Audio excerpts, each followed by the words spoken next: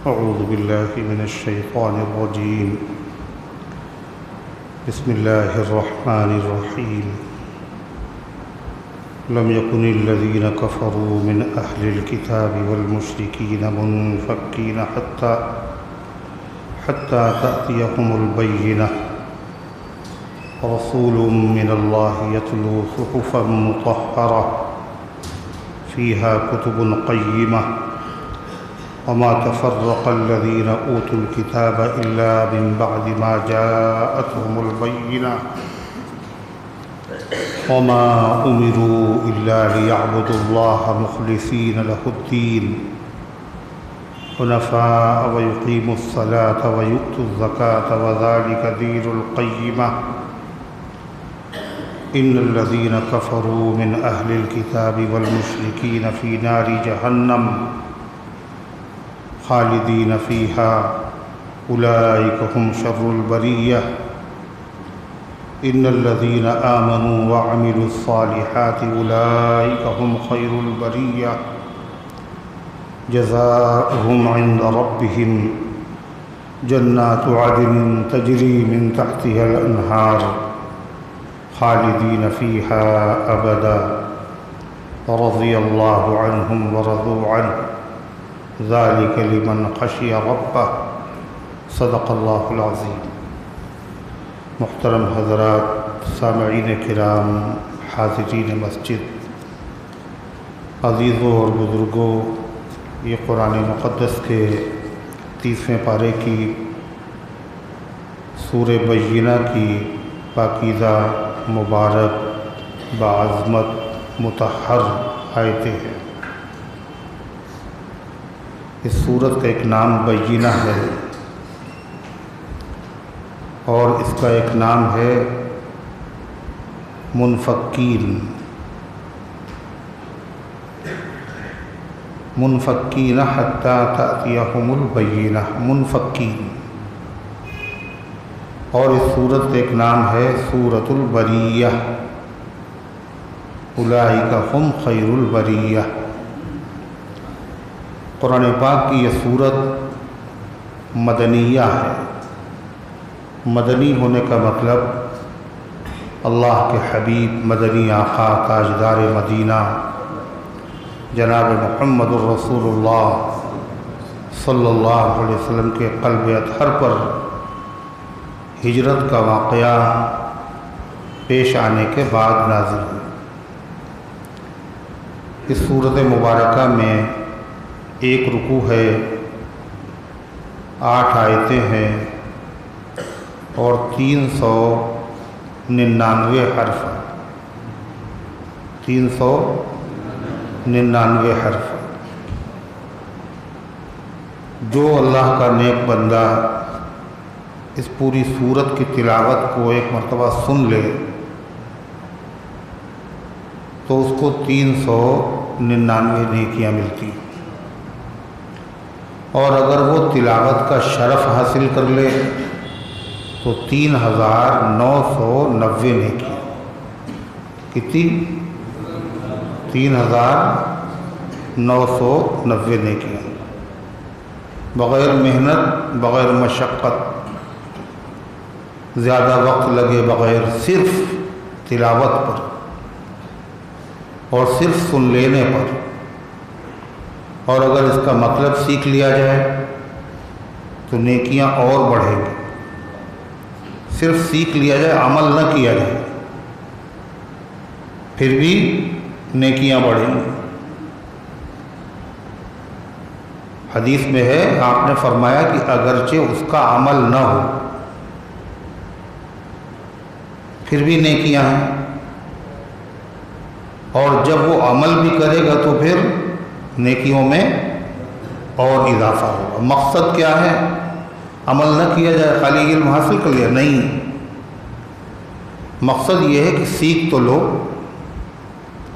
جب سیکھو گے تو پھر عمل کی بھی توفیق اللہ کی طرف سے ملے گی. اور اگر سیکھا نہیں تو پھر عمل کا کوئی سوال نہیں پیدا ہوتا.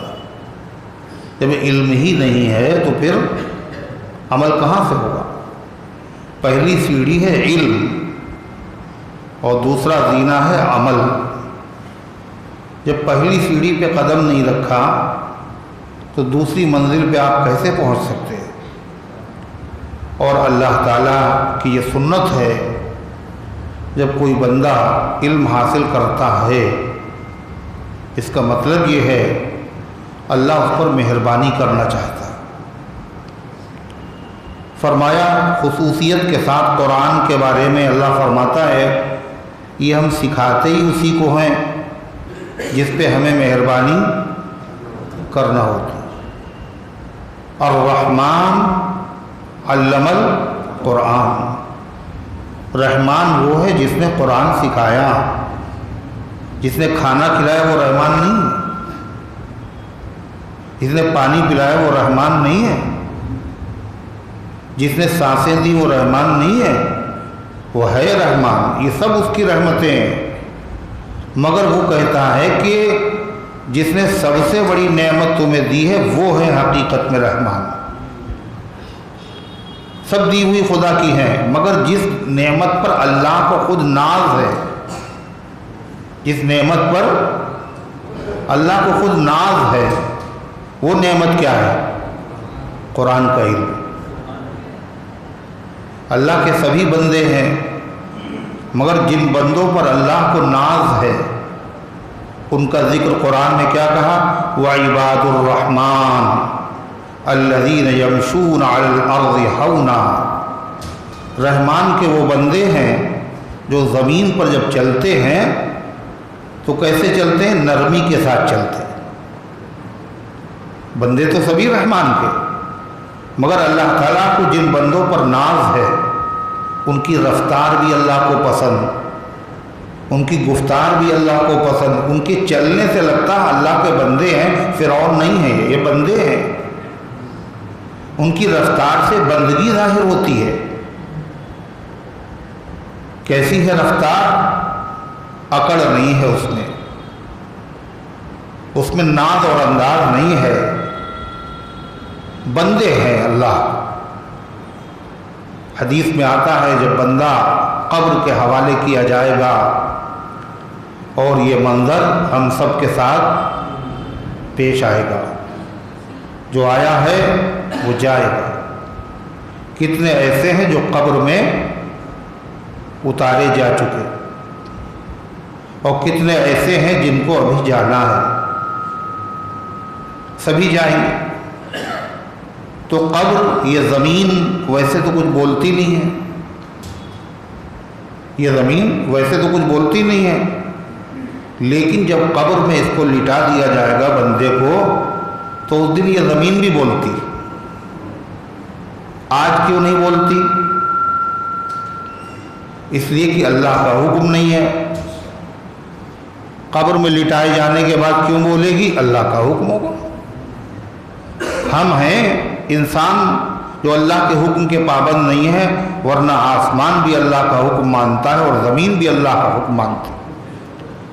اذا السماء انشقت وأذنت لربها وحقت، جب آسمان پھٹ جائے گا،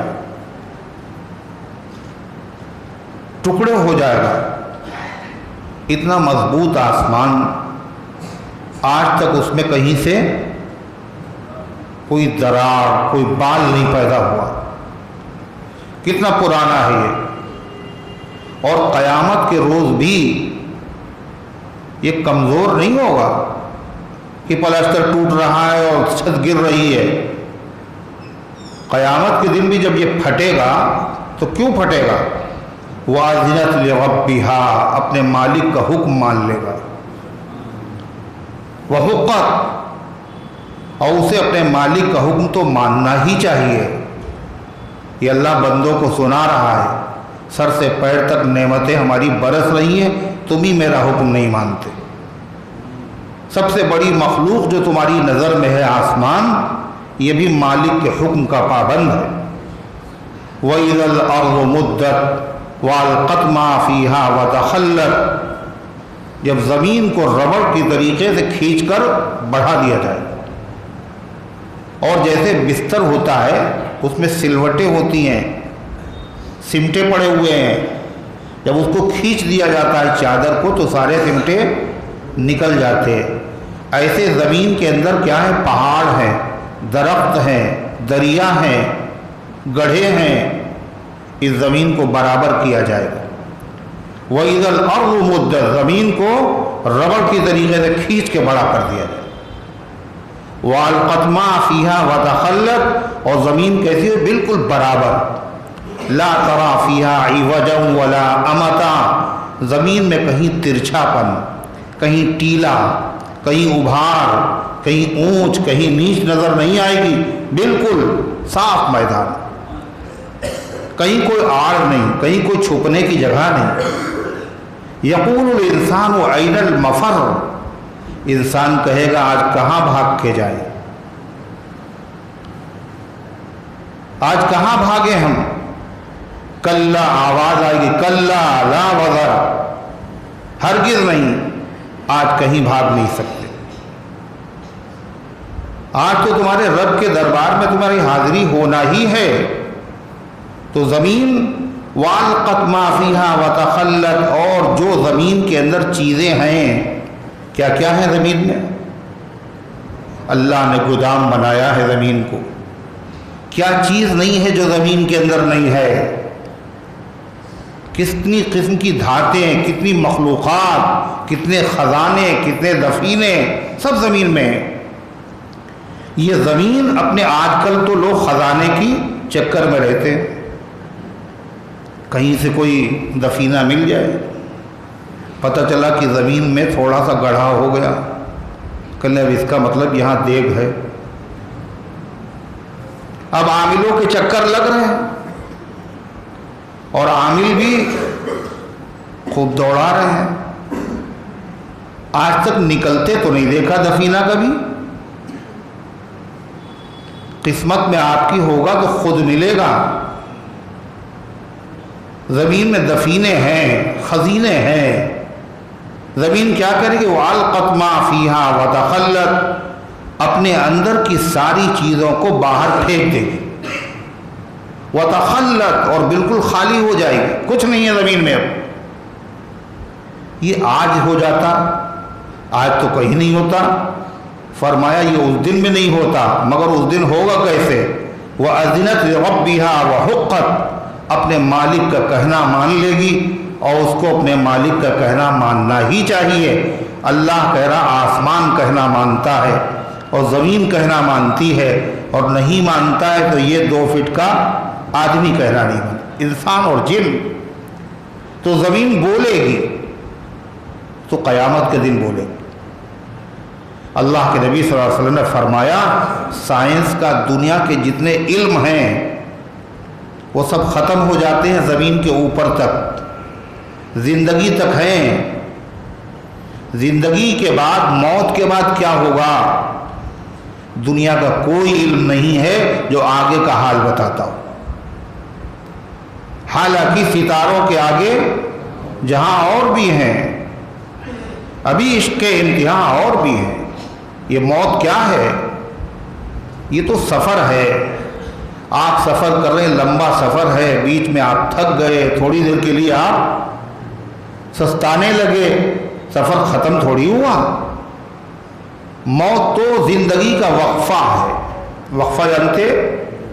انٹرول۔ موت تو زندگی کا وقفہ ہے، یعنی آگے بڑھیں گے دم لے کے، تھوڑا آرام کر لیں پھر آگے اور چلنا ہے۔ تو قبر بھی آخری منزل نہیں ہے، قرآن نے اس کی طرف اشارہ کیا۔ قرآن کے اشارے اللہ فرماتا ہے الہاکم التکاثر حتی زرتم المقابر، تمہاری غفلت ختم تھوڑی ہوگی، تمہاری غفلت ختم نہیں ہوگی، اسی طرح تم غفلت میں پڑے رہو۔ حتی زرتم المقابر، یہاں تک کہ تم قبروں کی زیارت کر لو، یہاں تک کہ قبروں کی جب تم زیارت کر لو گے تو غفلت تمہاری ختم ہوگی۔ ابھی سو رہے ہیں اور جب قبروں میں جائیں گے تب جاگیں گے، تب غفلت ختم ہوگی۔ قرآن نے یہاں پر جو لفظ کہا ہے وہ کیا کہا؟ یہاں تک قبروں میں پہنچ جاؤ یہ نہیں کہا، کیا کہا؟ حتیٰ زرتم المقابر، یہاں تک کہ قبروں کی زیارت کر لو۔ تو زیارت جو کی جاتی ہے دنیا میں کس کی؟ جس کی زیارت کی جاتی ہے اس کو کہتے ہیں مزار۔ ہم لوگ سمجھتے ہیں مزار کسے کہتے ہیں؟ قبر کو کہتے ہیں۔ زائر کہتے ہیں زیارت کرنے والا، اور مزار کہتے ہیں جس کی زیارت کی جائے۔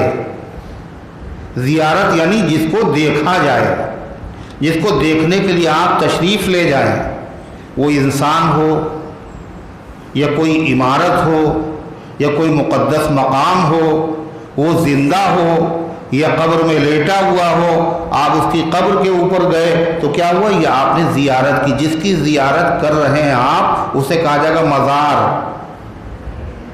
یہاں جب لفظ مزار بولا جاتا تو ہم لوگ کیا سمجھتے ہیں؟ حضرت شاہ مینا شاہ رحمۃ اللہ علیہ کی جو قبر ہے یہ مزار ہے۔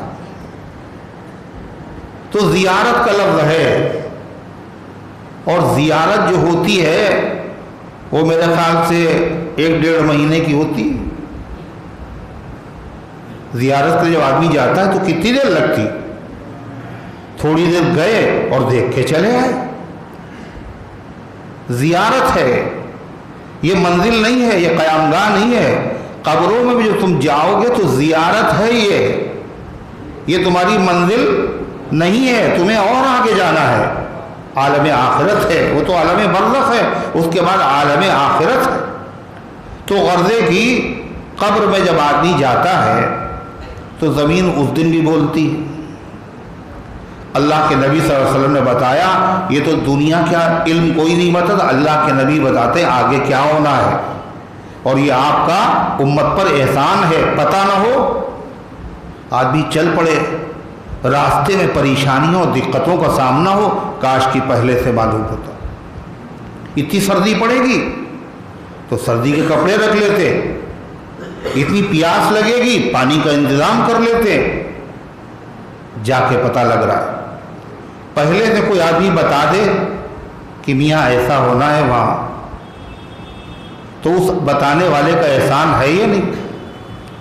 سلام ہو محمد رسول اللہ صلی اللہ علیہ وسلم پر، آپ نے زندگی کے بھی حالات بتائے ہیں اور مرنے کے بعد کے بھی احوال بتائے ہیں، اور آپ صلی اللہ علیہ وسلم نے یہ سب کیوں بتایا؟ تاکہ امت کے لیے آسانی پیدا ہو، اور امت لا علمی اور ناواقفیت کی وجہ سے پریشانی میں مبتلا نہ ہو جائے۔ کہ اس قبر میں جانا تو ہے مگر اچھا بھی ہوگا اور برا بھی ہوگا، آرام و راحت کا بھی ہوگا اور زحمت و تکلیف کا بھی ہوگا، اور کس چیز سے زحمت ہوگی یہ بھی بتا دیا۔ فرمایا دیکھو پیشاب کی جو چھینٹیں ہیں ان سے بچتے رہنا۔ پیشاب کی چھینٹیں، کسی جانور کے پیشاب کی چھینٹ پڑے اس سے بچو، اور خود اپنا پیشاب ہے اور استنجا بھی نہیں کیا آپ نے، آپ کے کپڑے آلودہ ہیں، تمہیں نہیں پتا؟ یہ ماں نہیں منع کرے گی، باپ نہیں منع کرے گا، اس لیے کہ ماں اور باپ سے ہزاروں ہزار درجہ محبت ہے محمد رسول اللہ صلی اللہ علیہ وسلم کو۔ آپ بتا رہے ہیں ایسا مت کرنا۔ النبی اولیٰ بالمؤمنین من انفسہم، نبی کو ایمان والوں سے زیادہ تعلق ہے ان کی جانوں سے، مطلب خود ایمان والوں کو اپنی جانوں سے اتنی محبت نہیں ہے جتنی نبی کو ہر ایمان والے سے محبت۔ عجیب بات ہے، قرآن کہہ رہا ہے، اس کو آپ گہرائی سے سمجھیے کہ دنیا میں سب سے زیادہ محبت آدمی کو کس سے ہوتی ہے یہ بتائیے؟ ماں باپ سے ہوتی، اولاد سے ہوتی، مال سے ہوتی، کاروبار سے ہوتی، مگر سب سے زیادہ محبت آدمی کو اپنی جان سے ہوتی۔ اپنی جان پیاری ہوتی، ارے ہوتی نہیں ہوتی؟ اسی لیے آدمی کسی بھی عمر کی اسٹیج پر پہنچ جائے مرنا نہیں چاہتا۔ وہ حضرت شیخ کا واقعہ یاد ہے، حضرت شیخ العزیز مولانا زکریا صاحب رحمۃ اللہ علیہ کا، کہ ایک بڑی بیمار تھی، ان کی بیٹی بیمار تھی، اور بڑا علاج بڑا معالجہ کیا، کہیں سے شفا نہ ہوئی۔ بڑھیا عاجز ہو گئی تو ایک دن دعا کرنے لگی، اے اللہ تو نے میری زندگی تو طویل کر دی، میں نے دنیا کی بہاریں دیکھ لی، یہ میری لڑکی ہے، ابھی اس کی عمر ہی کیا ہے، اے اللہ اگر میری موت آنے والی ہے، اس کو موت اگر آنے والی ہے، اللہ اس کی موت مجھے دے دے اور میری زندگی اسے دے دے، میری جگہ کے اوپر اس کو زندہ رکھیے اور مجھے موت دے دیجیے۔ اس نے دعا مانگی۔ یہ دعا مانگنا چاہیے نہیں مانگنا چاہیے ایک الگ مسئلہ ہے۔ حدیث میں آتا ہے کسی کو تکلیف سے گھبرا کے یہ نہیں کہنا چاہیے کہ موت آ جائے، اس سے اچھا موت آ جائے، اس لیے کہ تم نے موت دیکھی کہاں ہے، ابھی موت کے بعد کیا ہوگا تو پتہ چلے گا۔ غرض ہے کہ اس نے یہ دعا مانگی۔ حدیث میں آتا کوئی مصیبت سے گھبرا کے موت کی تمنا اور دعا نہ کرے، اگر اس کو دعا کرنا ہی ہے تو کیا کرے؟ دیکھیے کیا کیا چیز اللہ کے نبی نے بتائی۔ زندگی کا کوئی شعبہ، کوئی گوشہ اور کوئی پہلو ایسا نہیں ہے جس کے سلسلے میں آپ نے اپنی امت کو ہدایت نہ دی۔ کبھی کبھی ایسی پوزیشن ہوتی ہے آدمی زندگی سے عاجز ہو جاتا ہے اور موت کی تمنا کرنے لگتا ہے، کہ یہ نہ کرنا۔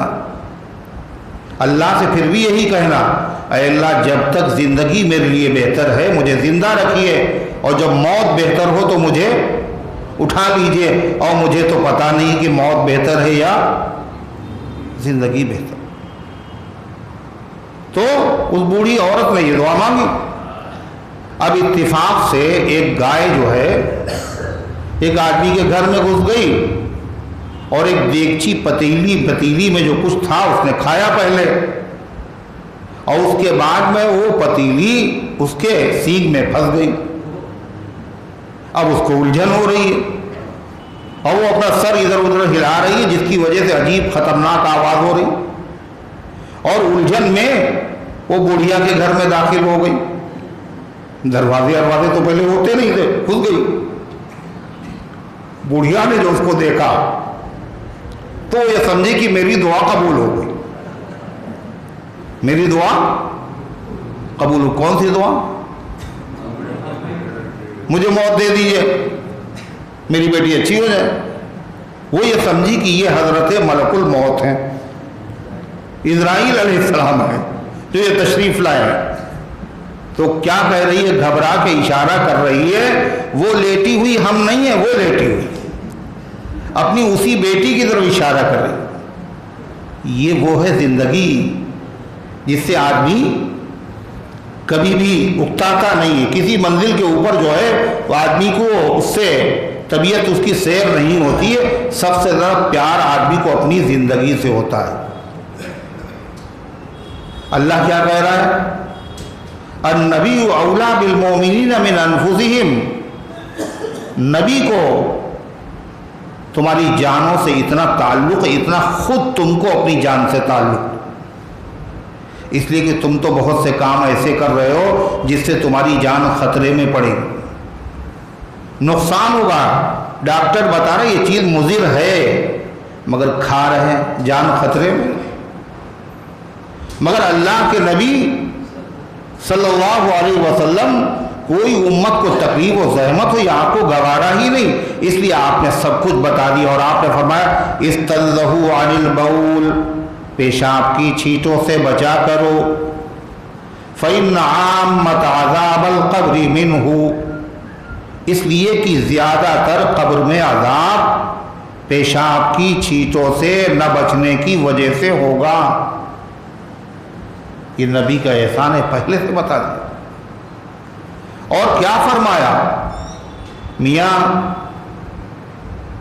اگر مجھے اس بات کا اندیشہ نہ ہوتا تم لوگ اپنے مردوں کو دفنانا چھوڑ دو،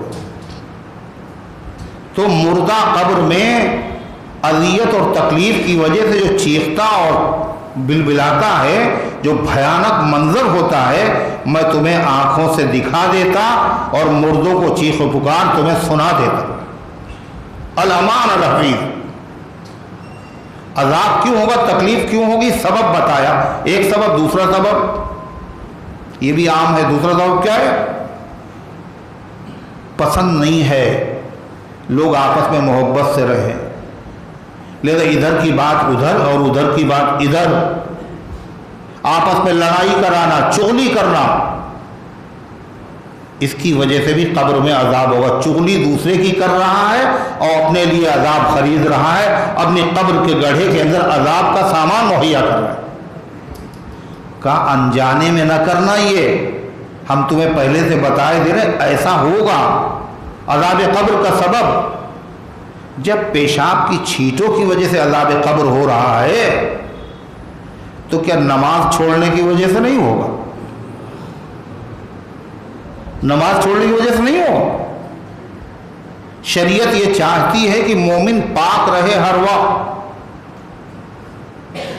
نماز کے چھوڑنے کی وجہ سے چھوڑیے، نماز میں تاخیر کرنے کی وجہ سے بھی عذاب ہوگا۔ نماز وقت پر نہ پڑھنے کی وجہ سے بھی عذاب ہوگا۔ حضرت مولانا عبدالحی فرنگی محلی رحمۃ اللہ علیہ نے ایک واقعہ لکھا کہ ایک شخص کی بہن کا انتقال ہوا اور قبر میں لٹا بھی دیا اور دفن بھی ہو گئی۔ پھر اسے یاد آیا کہ کوئی قیمتی چیز، پیسوں کی تھیلی وغیرہ قبر میں میری گر گئی۔ علماء سے اس نے مسئلہ پوچھا کیا قبر کو کھول کر کے اس کو نکالا جا سکتا ہے؟ انہوں نے کہا ہاں نکال سکتے ہیں آپ۔ اس نے جو قبر کو کھولا اور تختے ہٹائے تو دہشت کی سے بھر گیا اور اس نے عجیب خوفناک منظر دیکھا کہ پوری قبر شعلوں سے بھری، انگارے۔ اب کیسی تھیلی، کیسا کیا؟ قبر کو بند کر دیا اور ماں سے آ کے پوچھا میری بہن تو بہت نیک تھی، نمازی بھی تھی، تلاوت بھی کرتی تھی، وظائف بھی پڑھتی تھی، مگر میں نے اس کی قبر میں یہ منظر دیکھا۔ تو ماں نے کہا بیٹا نماز تو پڑھتی تھی مگر ہمیشہ وقت گزرنے کے بعد پڑھتی تھی۔ ہم میں سے کتنے لوگ ہیں جو فجر تو پڑھتے ہیں مگر ظہر کے وقت میں پڑھتے تو ہیں، ظہر کے وقت عادت بنا لی۔ حکم کیا ہے؟ اچھا اگر آنکھ نہیں بھی کھلی تو کیا حکم ہے؟ من نام عن صلاۃ او نسیہا فلیصلیھا اذا ذکرھا، جو آدمی سو جائے، آنکھ نہ کھلے اتفاق سے، یہ بھول جائے تو اس کی نماز کا وقت وہ نہیں ہے کہ اطمینان سے ناشتہ کر کے کھانا کھا کے جب ظہر کی اذان ہوگی تو پہلے فجر پڑھیں گے پھر ظہر۔ اذا ذکرھا، جیسے ہی وہ بیدار ہو، جیسے اسے یاد آئے، اس وقت سب سے پہلا کام کیا ہے؟ اللہ کے سامنے حاضری دے، ورنہ وہ سوتا رہنے دیتا، اٹھاتا ہی نہیں۔ اس مالک کے پاس سب سے پہلے تو جاؤ، شکریہ ادا کرو۔ تو جب نماز میں تاخیر کی وجہ سے قبر میں عذاب ہے تو سوچئے جو نماز پڑھتے ہی نہیں سرے سے، ان کی قبر میں کیا ہوگا؟ پھول ہوں گے، گلزار ہو۔ اور کتنا بڑا طبقہ امت کا اس میں مبتلا ہے، سوچئے۔ اور اللہ کے نبی کو ہر امتی سے سگی ماں اور باپ سے زیادہ تعلق ہے۔ اللہ کے پیغمبر اس بے نمازی پن کی وجہ سے قبر پاک میں تڑپ رہے ہیں کہ میری امت مبتلا، بتا بھی گئے امت کو اور پھر بھی امت عمل نہیں کر رہی۔ اللہ کے نبی زندگی میں بھی پریشان، اور آج قبر پاک میں بھی چین سے نہیں ہے، اور کس کی وجہ سے؟ ہمارے اور آپ کی وجہ سے۔ اللہ ہم سب کو ہدایت عطا فرمائے، اللہ ہم سب کو معاف فرمائے، اللہ ہم سب کو فکر عطا فرمائے۔ حضور صلی اللہ علیہ وسلم ناراض ہوئے، تکلیف پہنچی ہے، اب اس کی تلافی ہونا چاہیے۔ ہاں، اس کی تلافی کیا چیز ہوتی؟ معافی نہیں بھائی، تلافی کا مطلب ہوتا ہے بھرپائی۔ جو نقصان ہوا ہے اس کو پورا کیا جائے۔ نماز میں نقصان ہو گیا، اب اس کی تلافی کیسے ہوگی؟ کہا کہ سجدے سہو کر لو، مگر ہر نقصان کی تلافی سجدے سہو سے نہیں ہے۔ وہ ایویل ٹیبلٹ نہیں ہے جہاں دوا ریئیکشن کی کھٹ سے کھا لی. کوئی بھی غلطی ہوئی نماز میں کٹ سے سجدہ کر لیا, پوچھنے کی ضرورت ہی نہیں. تو عرضے کی میں عرض یہ کر رہا تھا, حضور پاک صلی اللہ علیہ وسلم نے یہ بھی بتایا کہ قبر میں کیا ہوگا, عذاب. کیوں ہوگا یہ بھی بتایا. کامل و ماہر حکیم اور ڈاکٹر وہ ہے جو خالی دوا نہ دے بلکہ یہ بتایا ایسا کیوں ہوا, ایسا کیوں ہوا, اور اس سے بچنے کا طریقہ کیا ہے. سبب بھی بتایا بیماری کا آپ نے, عذاب اس لیے ہوا. حفاظت کا طریقہ بھی بتایا, کیا کہا, سورہ ملک پڑھ لیا کرو, سورہ ملک پڑھ لیا کرو. 30 آیتیں ہیں جس سورت میں, جو سورت کو پڑھے گا اللہ قبر کے عذاب سے اس کی حفاظت فرمائے گا. ہر آدمی پڑھے, ہر آدمی کو جانا. اللہ ہم سب کو توفیق عطا فرمائے. تو قبر میں جب لٹایا جاتا ہے تو قبر کیا کہتی ہے, زمین. آج تو کچھ بولتی نہیں. اللہ کے نبی نے فرمایا آپ سچے ہیں, ہم سب کا ایمان ہے. وہ کیا کہتی ہے, کیا کہتی زمین, جتنے لوگ میری پیٹھ پر چلتے تھے سب سے خراب لگتے تھے تم, تمہاری چال بڑی خراب تھی, بڑی ایٹھن تھی, بڑی برر تھی, بڑی اتراہٹ تھی تمہاری چال میں. آج میرے ساتھ پاس آئے ہو, آج سلوک دیکھنا میرا. اور پھر اس کو دباتی ہے اتنی زور سے, ادھر کی پسلیاں ادھر اور ادھر کی پسلیاں ادھر. اور جب تواضع اور عاجزی والے لوگ قبر میں حوالے کیے جاتے ہیں, نیک بندے, تو زہی قبر کہتی ہے گھبراؤ نہیں, یہ ہے تو وحشت کا گھر. سنو, جتنے لوگ چلتے تھے سب سے اچھے لگتے تھے تو. اور اس کے بعد وہ قبر اس کو اس طرح دباتی ہے جیسے ماں اپنے بچے کو گود میں پیار سے دباتی ہے, جیسے ماں اس کو قبر میں پیار سے دباتی ہے. حضور انور صلی اللہ علیہ وسلم نے سب کچھ بتا دیا اپنی امت کو. اللہ تبارک و تعالی ہم سب کو نبی کریم صلی اللہ علیہ وسلم کے فرامین پر عمل کرنے کی. یہ بات کہاں پہ نکلی, میں کیا کہہ رہا تھا. رحمان وہ ہے جس نے قرآن سکھایا. اللہ کی کو جس نعمت پر ناز ہے وہ کیا ہے, قرآن. اللہ کے بندے تو سبھی ہیں, اللہ کو اپنے جن بندوں پر ناز ہے ان کے بارے میں اللہ نے کیا کہا, عباد الرحمان, یہ رحمان کے بندے ہیں. بندے تو سبھی ہیں. اچھا, یہ رحمان کے بندے, اللہ آپ کو ان کے اندر کیا خاص بات اچھی لگی جو آپ نے کہا یہ میرے بندے ہیں. اللہ کہتا ہے ان کی رفتار بہت اچھی, ان کی چال بہت اچھی, جس سے بندگی جھلکتی ہے. کیا ہے چال, وَعِبَادُ الرَّحْمَنِ الَّذِينَ يَمْشُونَ عَلَى الْأَرْضِ هَوْنًا. رحمان کے بندے وہ ہیں جو زمین پر وقار کے ساتھ چلتے ہیں, جو زمین پر سکون و اطمینان کے ساتھ. سکون و اطمینان کا یہ مطلب نہیں مریض کی طرح چلتے ہیں, بالکل دھیرے دھیرے. حضرت فاروق اعظم نے دیکھا ایک صاحب ایسے ہی چل رہے تھے, نوجوان تھے, ایک درہ اٹھایا, طاقت نہیں ہے. مطلب یہ ہے اینٹ کے مت چلو, اکڑ کے مت چلو, یہ مطلب نہیں ہے دھیرے دھیرے چلو. اللہ کے پیغمبر نے کیا نہیں بتایا, نبی کی رفتار کیا ہے. حضرت ابو ہریرہ رضی اللہ عنہ فرماتے ہیں اللہ کے نبی صلی اللہ علیہ وسلم کے ساتھ جب ہم ہوتے تھے تو آپ کے ساتھ چلنے کے لیے ہم کو دوڑنا پڑتا تھا, مشقت کرنا پڑتی تھی. اور اللہ کے نبی صلی اللہ علیہ وسلم کی وہ چال معمول کی تھی, آپ چلتے ہی اسی تیزی کے ساتھ تھے, تیز چلتے تھے آپ, دوڑتے اور بھاگتے نہیں تھے. یہ نبی کی رفتار ہے, نبی کی گفتار رفتار صحابہ نے تو دیکھی ہے, انہی کا صدقہ ہے ہمیں معلوم ہوئی ہے. اور جو معلوم ہو گیا اللہ اس پر عمل کی توفیق عطا فرمائے.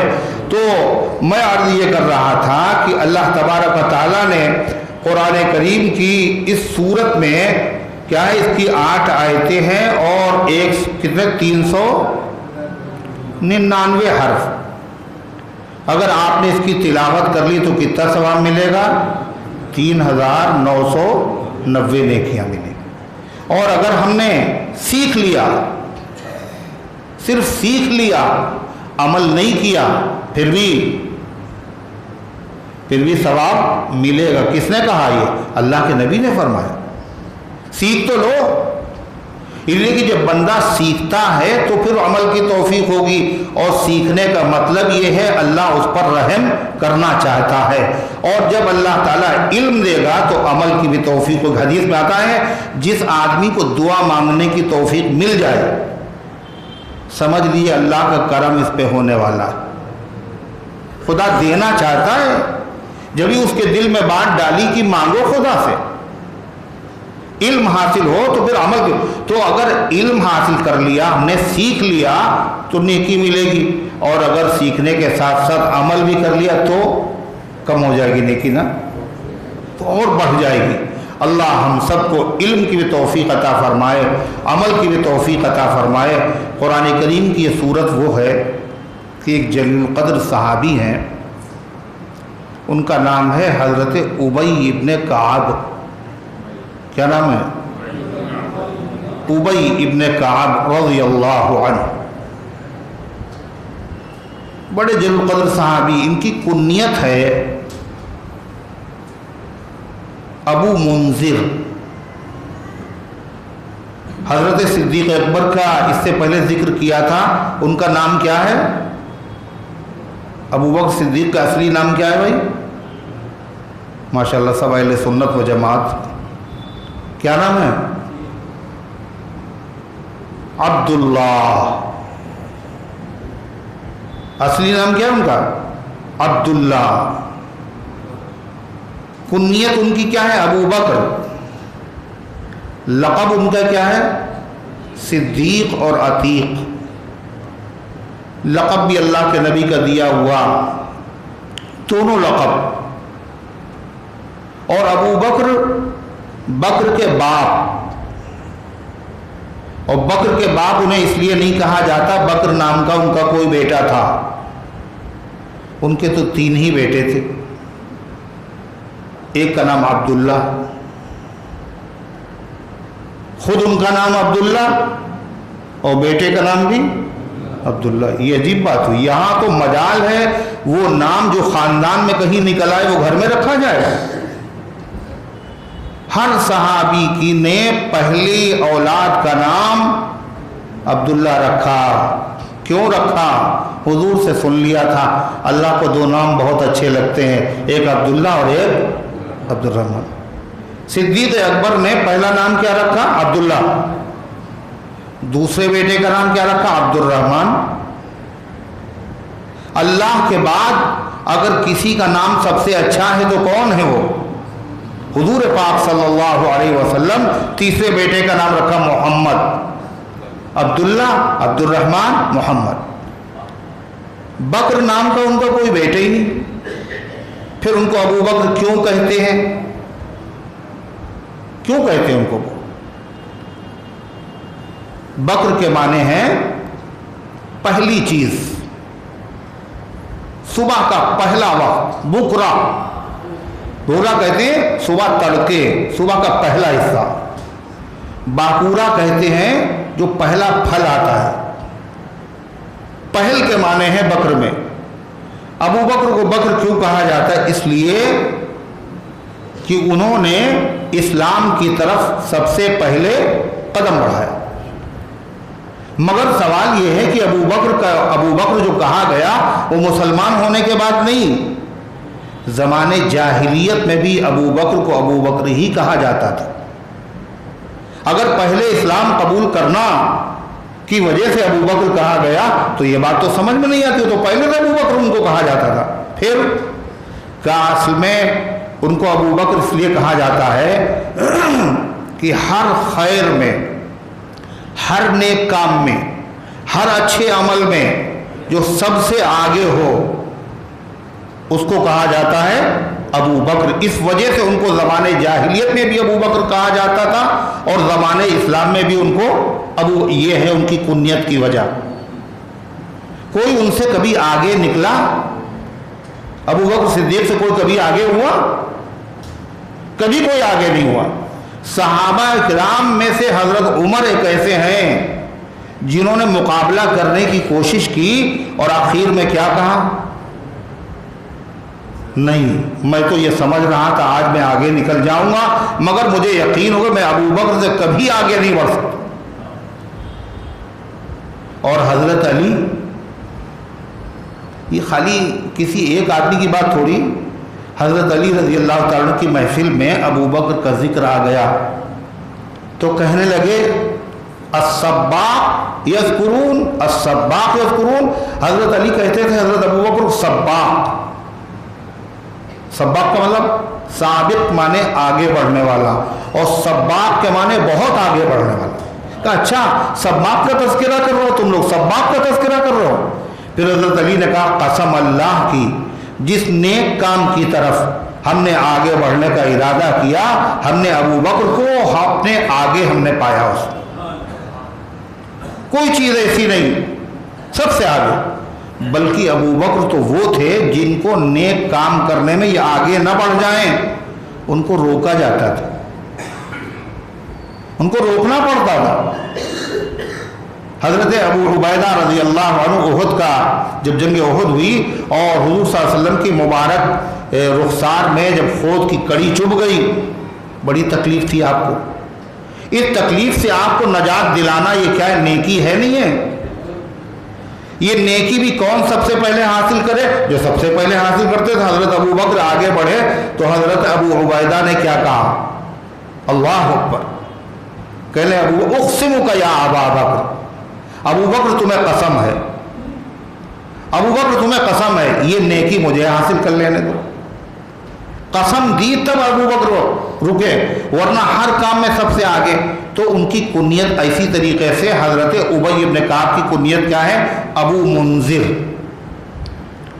حضور پاک صلی اللہ علیہ وسلم نے ان کے بارے میں فرمایا اقرؤہم، قرآن کے سب سے بڑے قاری حضرت ابی بن کعب ہیں۔ یہ سند ہے، اسکول میں، کالج میں، یونیورسٹیز میں پڑھنے کے بعد سند دی جاتی۔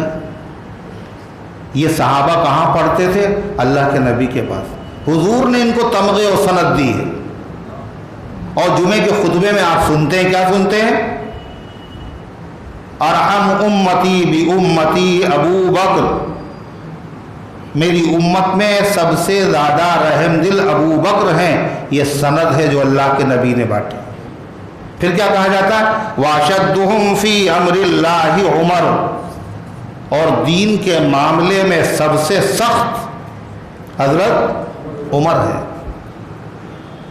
واحیاہم عثمان، اور تمام صحابہ میں حیا اور شرم میں سب سے آگے بڑھے ہوئے حضرت عثمان ہے۔ غلبہ ہے تو حیا سب میں، کوئی ایسا نہیں جس میں حیا نہ ہو، مگر غلبہ حیا کا عثمان میں ہے۔ حضرت علی کا ذکر ہوا تو کیا کہا؟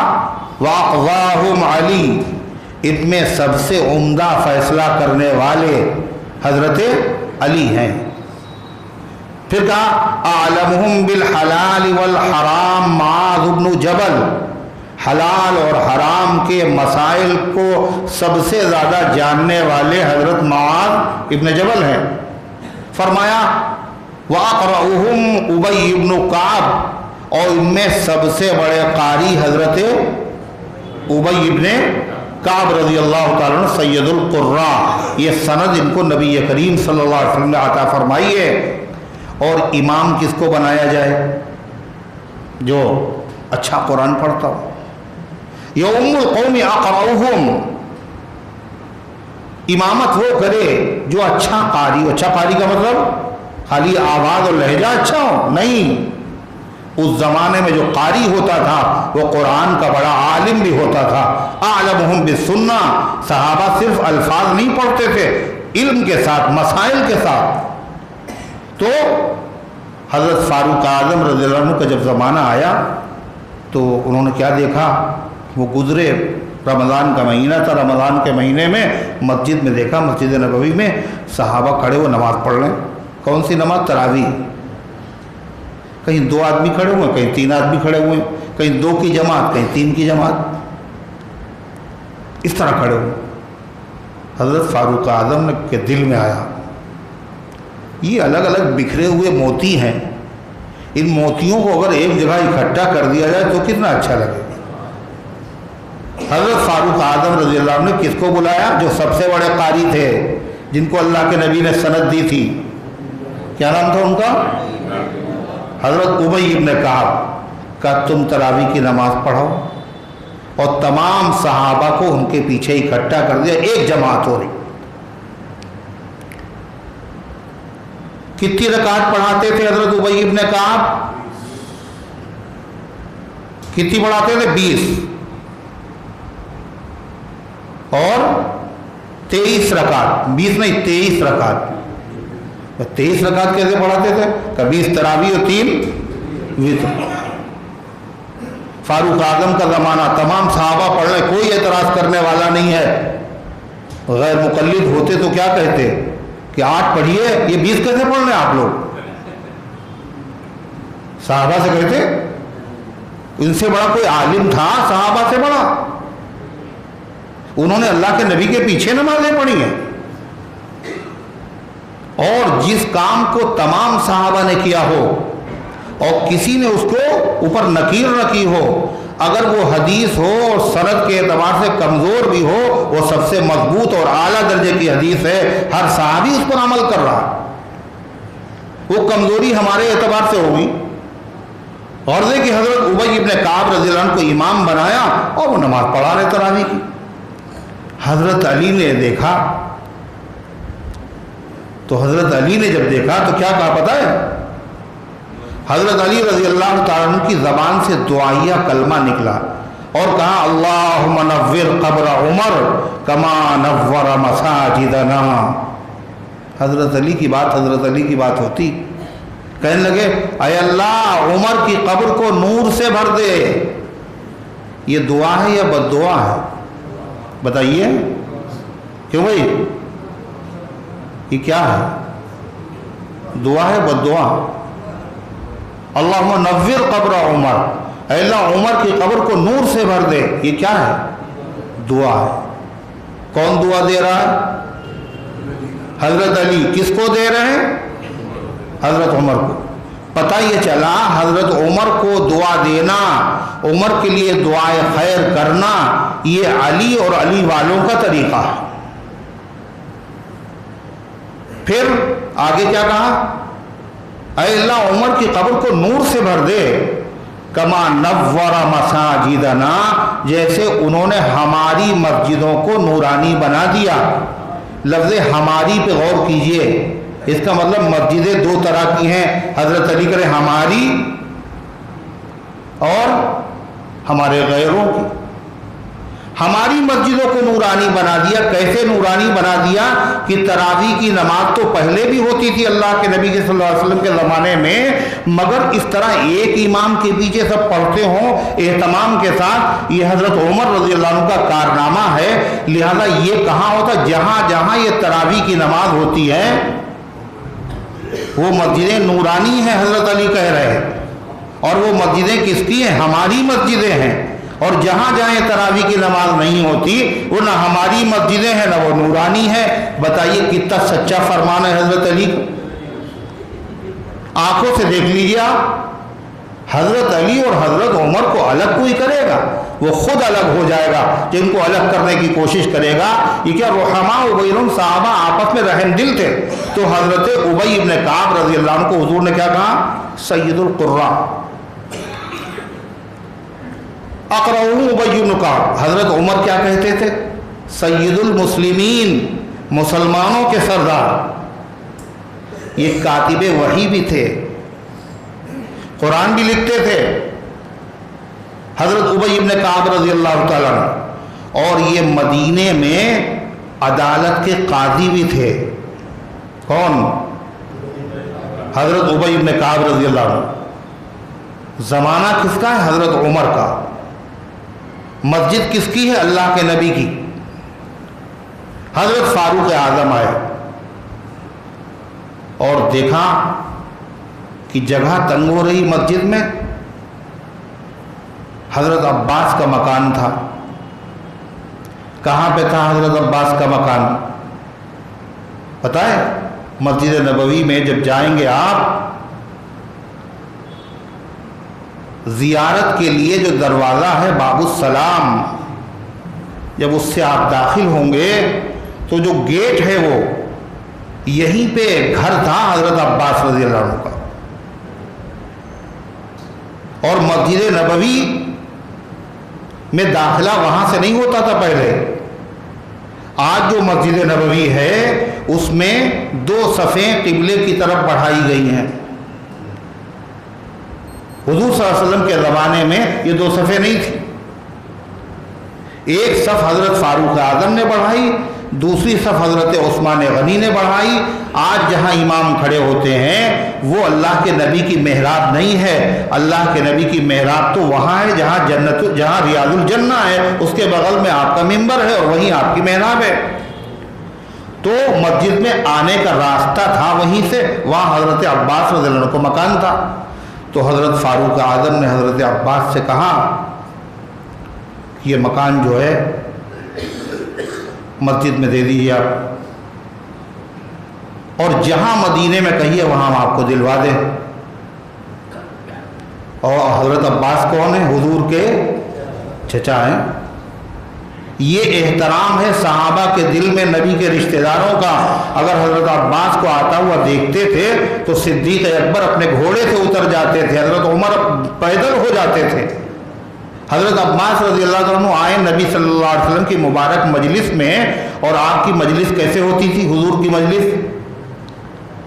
صحابہ بیٹھتے حلقہ بنا کے، اور اس میں داہنی طرف حضور کے ابو بکر صدیق بیٹھتے تھے، اور بائیں طرف حضرت فاروق اعظم بیٹھتے تھے، اور سامنے حضرت عثمان اور حضرت علی رضی اللہ عنہ بیٹھتے تھے، اور صدیق اکبر کی جگہ پہ کوئی بیٹھتا نہیں تھا۔ صدیق اکبر بیٹھے ہوئے، حضرت عباس آ گئے حضور کے چچا، ابو بکر صدیق کھڑے ہو گئے اور کہا یہاں تشریف رکھیں، آپ اپنی جگہ پہ بٹھائیں۔ حضرت علی ایک مرتبہ آئے تاخیر سے، جگہ نہیں ہے مجلس میں، حضرت ابو بکر صدیق نے دیکھا تو فرمایا اجلس ہاں ہونا یا ابا الحسن، اے حسن کے باپ آپ یہاں پہ بیٹھے۔ حضور پاک صلی اللہ علیہ وسلم نے جو دیکھا تو آپ نے فرمایا انما یعرف ذا الفضل ذووہ، فضیلت والا ہی فضیلت والے کو سمجھتا ہے، فضیلت والا ہی فضیلت والے کو سمجھتا ہے۔ یہ ایرے غیرے لوگ کیا سمجھیں؟ علی کو کون سمجھتا تھا؟ ابو بکر و عمر سمجھتے تھے، اور ابو بکر و عمر کو کون سمجھتا تھا؟ حضرت علی سمجھتے تھے۔ اسی لیے تو حضرت علی رضی اللہ تعالیٰ عنہ نے کیا کیا ہے؟ اپنے بیٹوں کے نام ابو بکر رکھا ہے، عمر رکھا ہے، عثمان رکھا ہے۔ کب رکھا ہے پتہ ہے آپ؟ صدیق اکبر جو خلیفہ تھے تب نہیں رکھا، صدیق اکبر کی وفات کے بعد نام رکھا ہے۔ کوئی یہ نہ کہے ابو بکر کی مروت میں اپنے لڑکے کا نام ابو بکر رکھ دیا ہوگا۔ اور سب سے پہلے صحابہ کے نام پر، ابو بکر و عمر کے نام پر اگر کسی نے اپنے اولاد کے نام رکھے ہیں تو وہ کوئی اور نہیں ہے۔ کون ہے وہ؟ حضرت علی ہے۔ یہ ان کا طریقہ ہے، یہ ان کا طریقہ ہے۔ نام تو علی کا سب لیتے ہیں مگر علی کا طریقہ سب کے وہاں نہیں۔ ویسے تو سب علی کے پرستار ہیں یہاں، لیکن علی کی قدر تو محفوظ ہم میں ہے، علی کے قدردان تو ہم، علی والے ہمیں۔ تو انہوں نے کہا کہ جہاں کہیں کہیے ہم مدینے میں مکان دلوا دیں، مسجد میں ضرورت ہے نمازیوں کو۔ حضرت عباس نے فرمایا جی نہیں، میں نہیں بیچتا۔ کہا اچھا نہیں بیچیں گے تو آپ جو ہے اللہ کی رضا کے لیے یوں ہی وقف کر دیجئے، کہنے یہ بھی نہیں کریں گے۔ حضرت ابی ابن کعب کی عدالت میں پہنچے حضرت عمر، تو انہوں نے کہا کہ نہیں، جب یہ کہہ رہے ہیں نہیں تو نہیں۔ یہ اسلامی تاریخ ہے کہ مسجد کے لیے زمین اگر کسی کا مکان ہے آپ دباؤ ڈال کر کے مسجد میں لے لیں، یہ صحیح نہیں ہے آپ کے لیے۔ مرضی رضا ضروری ہے۔ دوسرے کی زمین پر بغیر اجازت کے آپ نماز نہیں پڑھ سکتے، تو مسجد بنا سکتے ہیں آپ دوسرے کی زمین پر چھین کر زبردستی؟ یہ اسلام ہے۔ حضرت فاروق اعظم رضی اللہ تعالیٰ عنہ جب بیت المقدس فتح ہوا تو وہاں ایک گرجا گھر بھی تھا. حضرت فاروق اعظم اس کو دیکھنے کے لیے گئے. نماز کا وقت ہو گیا. نماز پڑھنے کا جب ارادہ کیا نماز پڑھنے کے لیے تو پادری کہنے لگا یہیں پڑھ لیجئے. کہنے جی نہیں, یہاں نہیں پڑھیں گے. یہاں اگر ہم نے پڑھ لی تو مسلمان یہ کہیں گے عمر نے یہاں نماز پڑھی تھی, مسجد ہونا چاہیے. اس قدر رعایت ہے. تو حضرت ابی ابن کعب رضی اللہ تعالیٰ عنہ حضور پاک صلی اللہ علیہ وسلم کے شاگرد ہیں. ابی ابن کعب, آپ نے سند بھی دی. ایک مرتبہ آپ نے کہا ابی یہ بتاؤ قرآن میں سب سے افضل سب سے بڑی آیت کون سی ہے؟ تو صحابہ کا معاملہ کیا تھا؟ صحابہ کو ادب کس نے سکھایا تھا؟ اللہ کے نبی نے. اور اللہ کے نبی کو اللہ نے. ادبنی ربی فاحسن تادیبی, میرے رب نے مجھے ادب سکھایا اور بہت عمدہ ادب سکھایا ہے. اور اللہ کے صحابہ کو ادب سے, صحابہ سے پوچھتے تھے حضور صلی اللہ علیہ وسلم تو وہ جواب نہیں دیتے تھے. کیا کہتے ہیں؟ اللہ و رسول عالم, حضور اللہ اس کا رسول بہتر جانا. کیوں؟ ہو سکتا اللہ کے نبی کوئی اور بات بتائیں. تو یہی عرض کیا اللہ و رسول عالم, اللہ اس کا رسول بہتر. آپ نے فرمایا ابی بتاؤ قرآن کریم کی کون سی آیت سب سے افضل, سب سے اعلیٰ, سب سے اعظم ہے؟ پھر وہی عرض کیا اللہ و رسول عالم. ابی بتاؤ, ابی بتاؤ. پھر تیسری مرتبہ کہا. اب صحابہ تو سمجھ ہی گئے, وہ نہیں سمجھتے تو کون سمجھتا کہ 2-3 مرتبہ کہہ چکے ہیں ہم اللہ و رسول عالم, پھر بھی حضور ہم سے پوچھ رہے ہیں. اس کا مطلب حضور کہتے ہیں کہ تم ہی بولو. منشائے رسالت یہ ہے کہ اب میں جواب دوں. حضور میری زبان سے سننا چاہتے ہیں. اللہ کے نبی میرا امتحان لینا چاہتے ہیں. ہم نے جو پڑھایا ہے دیکھے میرے شاگرد کہاں تک پہنچے. یہ سوال کرنا نبی کا طریقہ ہے. یہ سوال کرنا نبی کا طریقہ ہے. بیچ بیچ میں پڑھانے کے بعد سوال کرنا صحابہ کا طریقہ ہے. سوال کرنا پڑھانے کے بعد قرآن کا طریقہ ہے. اس سے پہلے جو سورت پڑھی تھی اس میں کیا ہے؟ اِنَّا أَنزَلْنَاهُ فِي لَيْلَةِ الْقَدْرِ وَمَا أَدْرَاكَ مَا لَيْلَةُ الْقَدْرِ. آپ کو پتہ بھی ہے کہ لیلۃ القدر کیا ہے؟ القاریہ ما القاریہ, قاریہ کیا چیز ہے؟ القاریہ قرآن میں جگہ جگہ. وَمَا أَدْرَاكَ مَا الْعَقَبَةُ, اور جانتے بھی کیا ہے عقبہ. یہ سوال کرنا قرآن کا اسلوب ہے, قرآن کا انداز, اللہ کے نبی کا انداز. حضور نے پوچھا کون سا مہینہ سب سے افضل ہے, کون سی جگہ سب سے زیادہ محترم ہے. آپ نے پوچھا صحابہ سے مفلس کون ہے. حضرت فاروق اعظم بھی پوچھتے تھے کہ یہ اذا جاء نصر اللہ جو نازل ہوئی ہے یہ بتاؤ اس میں اللہ کیا بتانا چاہتے ہیں. تو ان کا اللہ و رسول عالم. تو حضرت فاروق اعظم غصہ ہو گئے کہ بتاؤ. حضرت عبداللہ ابن عباس نے فرمایا اس میں اللہ کے نبی صلی اللہ علیہ وسلم کے دنیا سے رخصت ہونے کی خبر ہے. تو اسی طریقے سے حضور پاک صلی اللہ علیہ وسلم نے حضرت ابی ابن کعب سے سوال کیا ابی بتاؤ قرآن کی سب سے بڑی محترم مبارک آیت کون سی ہے. تو دیکھا حضور 3 بار پوچھ چکے ہیں, لہذا چوتھی مرتبہ حضرت ابی نے کہا آیت الکرسی.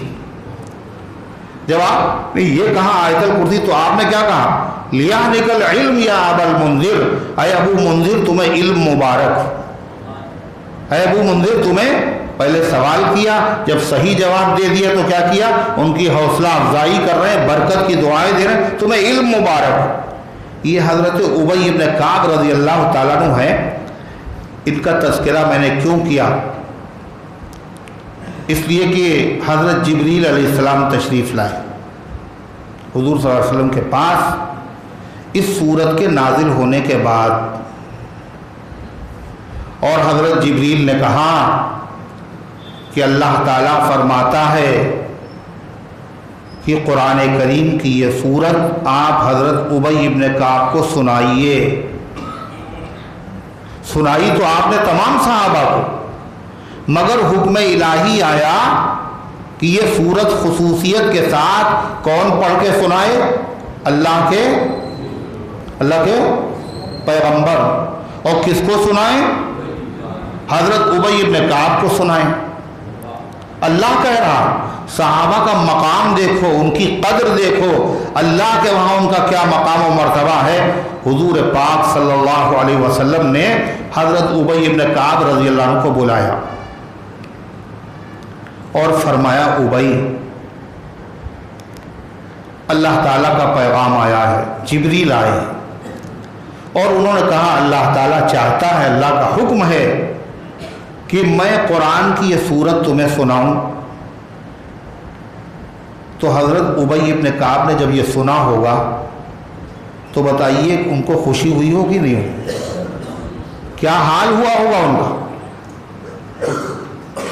کہ میرا تذکرہ کہاں ہو رہا ہے؟ عرش پر۔ اور کون کر رہا ہے؟ اللہ رب العزت والجلال، اور اپنے نبی کے بعد جبریل کو بھیج رہا ہے اور کہہ رہا ابی ابن کعب کو سناؤ۔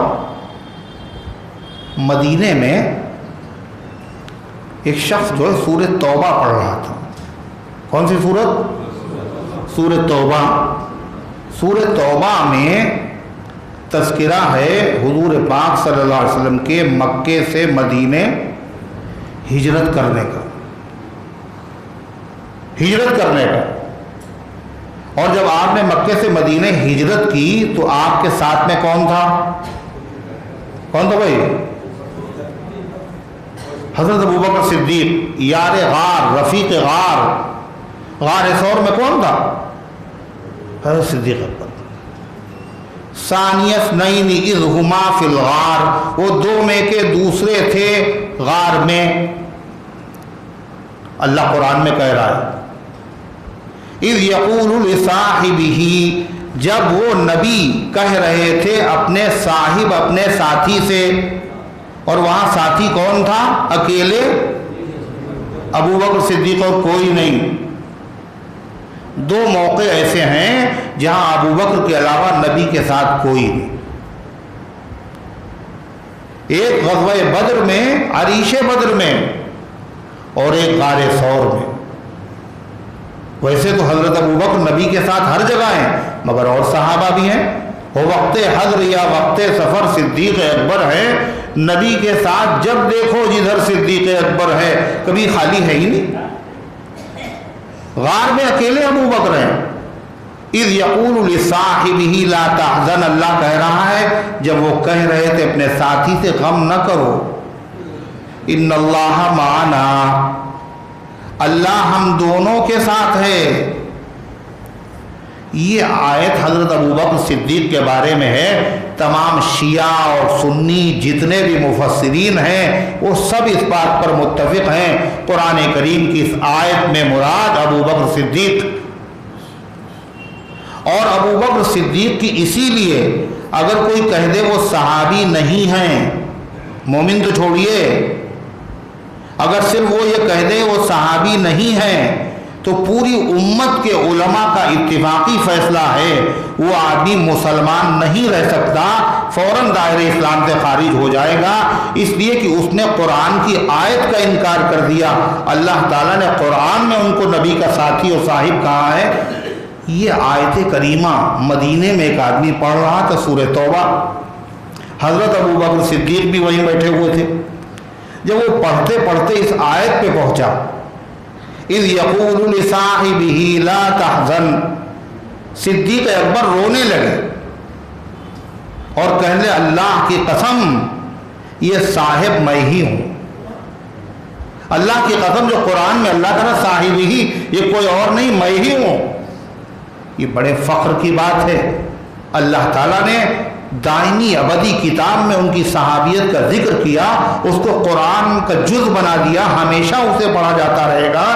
تو جس طرح صدیق اکبر خوش ہوئے، ایسے ہی حضرت ابی ابن کعب سے جب آپ نے کہا اللہ فرما رہا ہے کہ سورہ بینہ ابی ابن کعب کو سنائیے، تو حضور پاک صلی اللہ علیہ وسلم نے جیسے ہی یہ کہا تو حضرت ابی ابن کعب نے کیا کہا؟ اور سمانی لکا، سمانی لکا، حضور کیا اللہ نے میرا نام لیا؟ حضور کیا اللہ نے میرا نام لیا؟ آپ نے فرمایا کہ ہاں۔ تو مارے خوشی کے حضرت ابی بن کعب رونے لگے۔ حضور پاک صلی اللہ علیہ وسلم نے ان کو خصوصیت کے ساتھ قرآن کریم کی یہ سورت مبارکہ سنائی تھی۔ اس کا نام کیا ہے؟ سورہ بھول گئے، بینہ، سورہ منفکین، سورۃ البریہ۔ بینہ کے معنی کیا ہے؟ بینہ کہتے ہیں ایسی روشن چیز، نہایت روشن چیز جس کی روشنی میں حق واضح ہو جائے، باطل الگ ہو جائے، بالکل خفا پوشیدگی نہ رہے۔ عربی میں بینہ کسے کہتے بتائیں؟ حدیث میں آتا البینۃ علی المدعی والیمین علی من انکر۔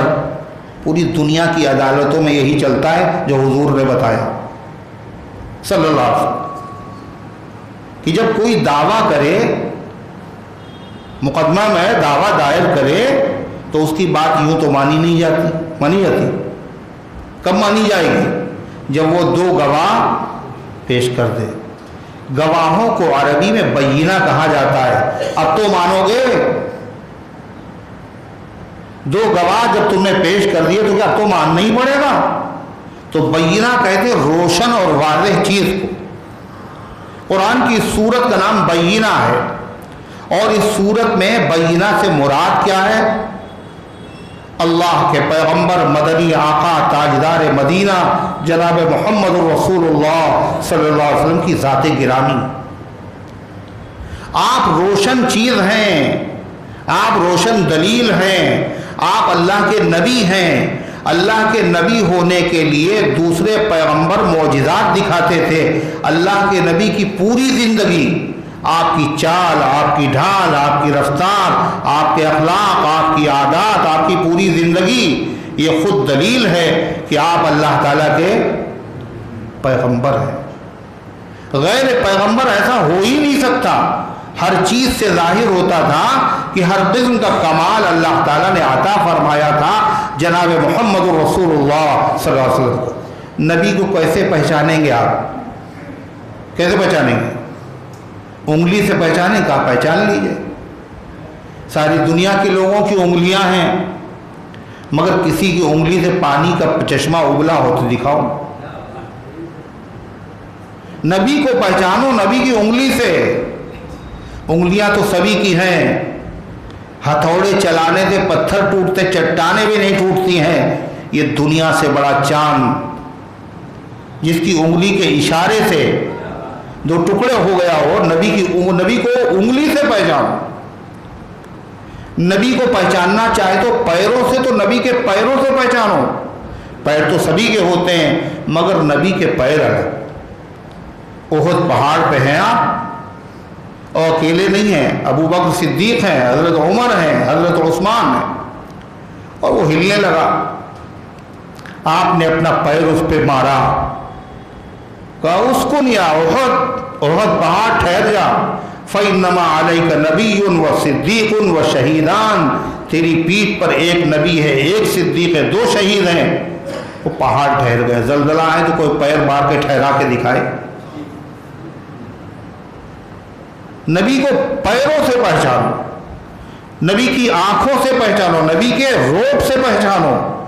2 مہینے کی دوری سے اللہ کے نبی کا روب پڑتا تھا۔ اتنا روب اللہ تعالیٰ نے دیا تھا۔ آیا ملنے کے لیے ایک دشمن، اور اس نے دیکھا آپ کو، اور دیکھتے ہی وہ تھر تھر گوشت اس کے مونڈوں کا ایک دم سے کپ کپانے لگا۔ آپ نے فرمایا علیک السکینہ، علیک السکینہ، میاں ڈرو نہیں، ہیبت نہ کھاؤ، میں مکے کی اس عورت کا بیٹا ہوں جو سوکھا ہوا گوشت کھاتی تھی، سوکھا ہوا گوشت کھاتی تھی۔ تو حضور پاک صلی اللہ علیہ وسلم کو اللہ تعالیٰ نے بینہ فرمایا ہے قرآن کریم کی صورت میں. اسی بنیاد پر اس صورت کا نام ہے بینہ. اللہ کیا فرماتا ہے؟ فرمایا لم یکن الذین کفروا من اہل الکتاب والمشرکین. نہیں بعد آنے والے تھے وہ لوگ جنہوں نے کفر کیا. ٹلنے والے نہیں تھے, بعد آنے والے نہیں تھے. کون لوگ؟ جنہوں نے کفر کیا. من اہل الکتاب والمشرکین, کافروں میں سے, اہل کتاب میں سے, کتاب والوں میں سے اور مشرکین میں سے. پتہ یہ چلا کہ دو طرح کے کافر لوگ تھے حضور صلی اللہ علیہ وسلم کے زمانے میں. یہ دو طرح کے کون؟ ایک کتاب والے. کتاب والے کون؟ یہود و نصارہ, آسمانی کتاب کو ماننے والے.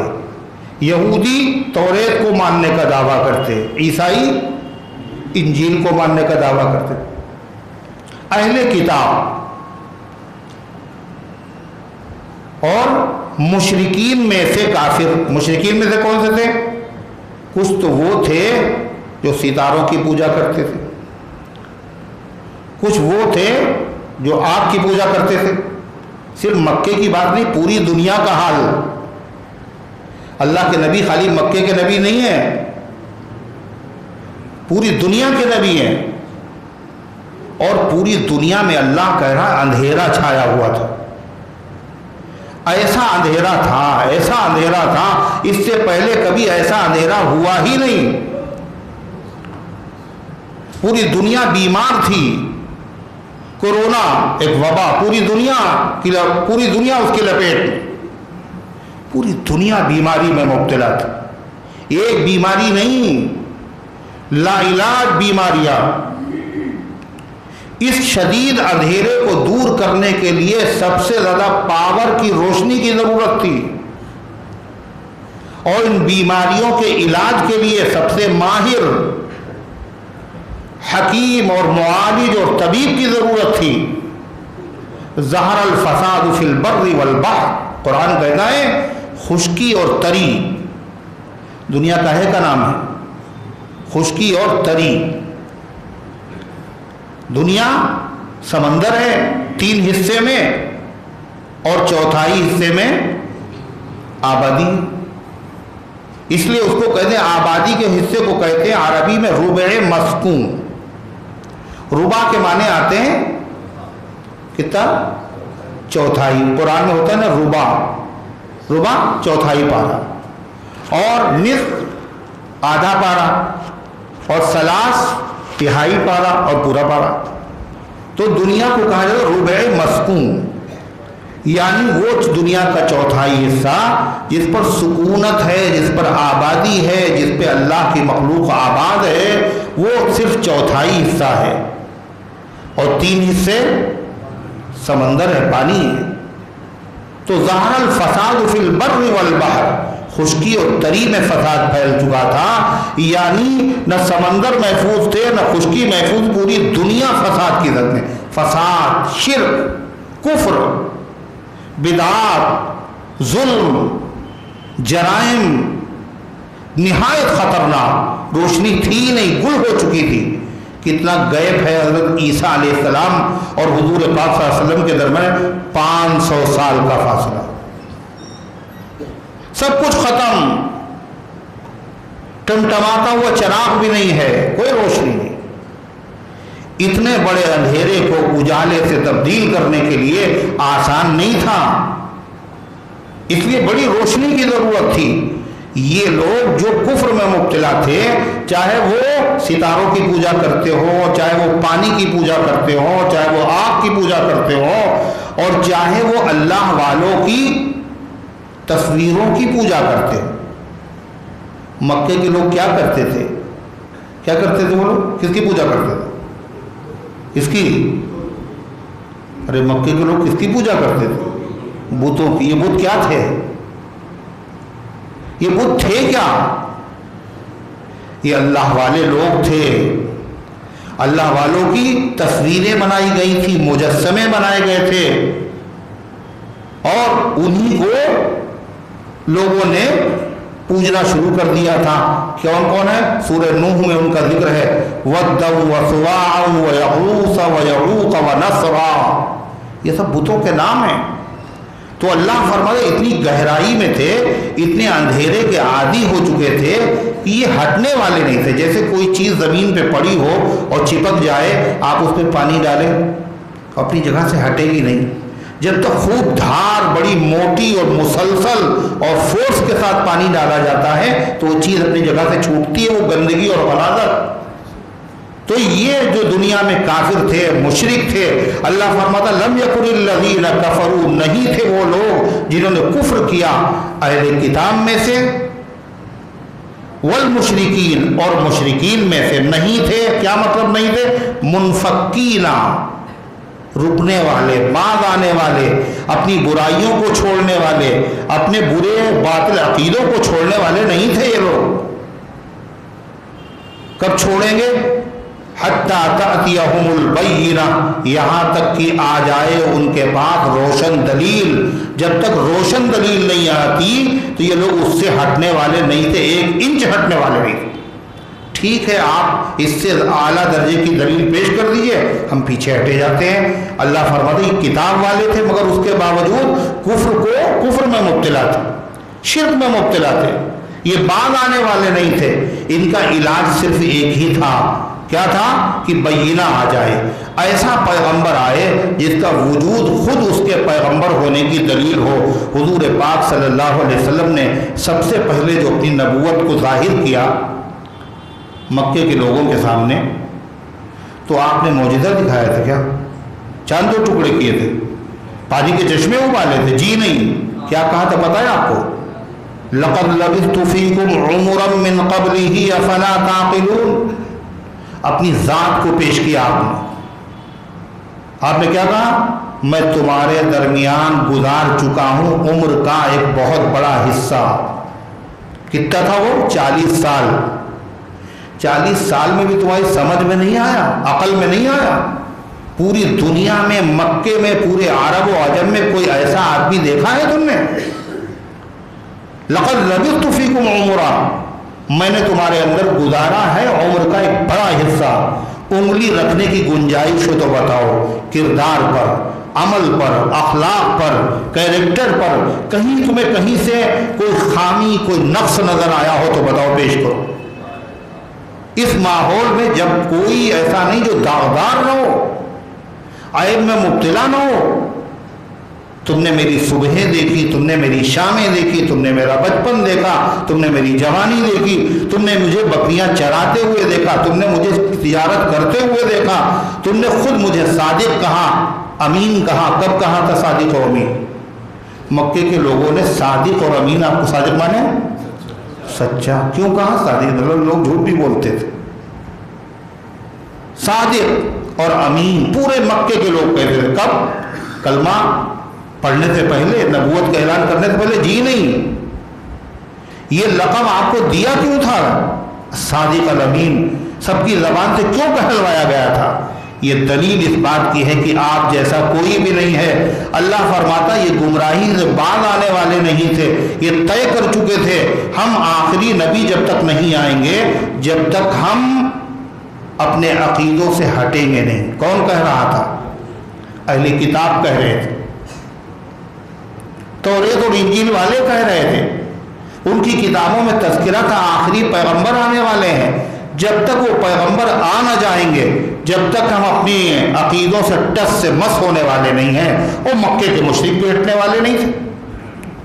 حتیٰ تأتیہم البینہ، یہاں تک کہ روشن دلیل آ جائے، ایسا نبی آ جائے جس کی ذات خود اس کے نبی ہونے پر دلیل ہو، برہان ہو۔ ایک چیز۔ دوسری چیز، خالی نبی نہ ہو، پھر کیا ہوگا؟ یتلو صحفا مطہرہ، وہ تلاوت کر رہا ہو ایسے صحیفوں کی جو پاک ہیں، پاکیزہ ہیں، یعنی وہ ایسے کلام کو ساتھ میں لے کر کے آئیں جس طرح اس نبی کی کوئی مثال نہیں، وہ ایسا کلام الہی لے کر کے آئے جو کلام الہی کیا ہو؟ معجزہ ہو، جس کی نظیر، جس کی مثال، جس کا جواب بنانے سے پوری دنیا عاجز ہو، وہ کون ہے؟ اللہ کا کلام قرآن۔ حضور صلی اللہ علیہ وسلم نے بہت سے معجزے دکھائے، مگر جیسے قرآن کی آیتوں میں سب سے بڑی آیت آیت الکرسی ہے، ایسے حضور صلی اللہ علیہ وسلم کے معجزات میں سب سے بڑا معجزہ کیا ہے؟ سب سے بڑا معجزہ قرآن کریم۔ کسی نبی کا معجزہ دنیا میں باقی نہیں ہے۔ موسیٰ علیہ السلام کا، عیسیٰ علیہ السلام کا، داؤد علیہ السلام کا، کسی نبی کا معجزہ باقی نہیں، اور اللہ کے نبی کے بھی دوسرے معجزے باقی نہیں۔ آپ کا معجزہ، ایک معجزہ آج بھی باقی اور قیامت تک باقی رہے گا، اور وہ معجزہ کیا ہے؟ قرآن کریم۔ کیا معجزہ ہے اس میں؟ اس کی تلاوت، اس کے الفاظ، اس کے معنی، اس کے اثرات، اس کی تاثیر ایسا معجزہ ہے۔ کیسا معجزہ؟ معجزہ کے معنی کیا ہے؟ معجزے کے معنی کہنے عاجز کر دیا آپ نے، ہے نا؟ معجزہ مانے ایسی چیز جو عاجز کر دے، تھکا دے، سب کو عاجز کر دے، یعنی ایسا کام جو نبی کے علاوہ کوئی دوسرا کر ہی نہ سکتا ہو، اسے معجزہ کہا جاتا ہے۔ حضور پاک صلی اللہ علیہ وسلم معجزہ قرآن کیسا ہے؟ کل اچھا معجزہ تھا، آج نہیں معجزہ ہے، آج نہیں ہے، آج بھی ہے۔ کیسا معجزہ؟ قرآن نے چیلنج کر دیا، کیا اگر تمہیں شک ہے اس میں یہ اللہ کا کلام نہیں ہے، فاتو بسورۃ من مثلہ، تو اس جیسی ایک سورت بنا کے لاؤ۔ اچھا کون لائے؟ مکے کے لوگ، مدینے کے لوگ، ہندوستان کے لوگ نہیں، پوری کائنات کے لوگ۔ کیا کہا؟ وَادْعُوا شُهَدَاءَكُمْ، اور اکیلے نہیں، جتنے حمایتی ہیں تمہارے اور بڑے بڑے ہیں ان سب کو بلاؤ۔ اور ایک جگہ کیا کہا؟ لَئِنِ اجْتَمَعَتِ الْإِنسُ وَالْجِنُّ، میاں خالی انسانوں کی بات نہیں کری، اللہ کے علاوہ کوئی نہیں کہہ سکتا، خدا کی قسم۔ جتنے انسان دنیا میں ہیں وہ، اور جتنے جن دنیا میں ہیں وہ سب کے سب کیا ہوں؟ متفق ہو جائیں۔ کاہے کے لیے؟ کہ قرآن جیسا بنا کے لے آئیں، ایک سورت بنا کر کے لے آئیں۔ اللہ ہی بول رہا ہے، آگے کیا کہا معلوم؟ فَإِن لَمْ تَفْعَلُوا، اور اگر نہ لا پائے، کب کہا تھا قرآن نے؟ جب کمپیوٹر نہیں تھا، نیٹ نہیں تھا، جب خلاؤں کو انسان نے پار نہیں کیا تھا، جب چاند تک آدمی نہیں پہنچا تھا، اللہ اس وقت کہہ رہا اگر نہ لا پائے تو۔ اور پھر آگے کیا کہا؟ وَلَن تَفْعَلُوا، اور کبھی بھی اس کا جواب نہیں لا سکتے، یہ اللہ کے علاوہ کوئی نہیں کہہ سکتا، سب عاجز ہو گئے قرآن کا جواب۔ تو ایسا نبی ہونا چاہیے جیسا کوئی نبی نہیں ہوا، ایسا کلام ہونا چاہیے جیسا کوئی کلام نہیں ہوا، اور وہ پڑھ کر کے سنائے تب باز آتے۔ لہذا اللہ کے پیغمبر تشریف لائے اور لوگوں نے، ان کا کفر کم ہوا، ان کا کفر دھل گیا، ایمان لائے، اور پھر بھی جو ہٹ دھرم تھے وہ جاننے کے بعد بھی انہوں نے نہیں مانا۔ دنیا کے سامنے ظاہر ہو گیا کہ یہ ضدی ہیں، یہ ہٹ دھرم ہیں، یہ نہ ماننے کا ارادہ کیے ہوئے ہیں، ورنہ ایسا نہیں کسی پر آپ کی نبوت پوشیدہ رہی ہو اور آپ کی رسالت مخفی رہی ہو اور کوئی آپ کو سمجھ نہ پایا ہو، ایسا نہیں۔ اقرار بھی کیا، قرآن اللہ کا کلام، آپ اللہ کے سچے نبی، پھر کیوں نہیں کلمہ پڑھتے؟ کا ناک کا مسئلہ کس نے کا اقرار کیا؟ سب سے بڑا جو امت کا فرعون ابو جہل تھا، اس نے اقرار کیا، ہر شخص جانتا تھا۔ مزید تفصیلات انشاءاللہ پھر عرض کی جائیں گی۔ اللہ ان گزارشات کو قبول فرمائے۔ اللہم صلی علی سیدنا وعلی آل سیدنا کما تحب و ترضى عدد ما تحب و ترضى اللہم انت السلام ومنک السلام تبارکت یا ذا الجلال والاکرام۔ اے اللہ سب کی حاضری کو اپنے رحمت سے قبول فرما، ایمان کامل عطا فرما، اعمال صالحہ کی توفیق عطا فرما، نفس شیطان کے دھوکے سے، برے کاموں سے، بری باتوں سے اے اللہ ایک ایک امتی کی حفاظت فرما، رحمت والے، رضا والے، مغفرت والے، جنت والے کام کرنے کی توفیق عطا فرما، شریعت پر چلنا آسان فرما دے، گناہوں سے بچنا آسان فرما، اس درس قرآن کو اپنی رحمت سے قبول فرما، اس کو ہم سب کی نجات اور مغفرت کا ذریعہ بنا دے۔ اے اللہ اس کی برکت سے بیماروں کو شفا عطا فرما، حاجت مندوں کی حاجتوں کو پورا فرما، جی اللہ جو دعاؤں کے طالب ہیں ان کے نیک مقاصد میں کامیابی نصیب فرما، جو دنیا سے جا چکے ان سب کی مغفرت فرما، ہم سب کو اسلام پر زندہ رکھ، ایمان پر موت دے، ایمان والوں کے ساتھ حشر فرما، آمین۔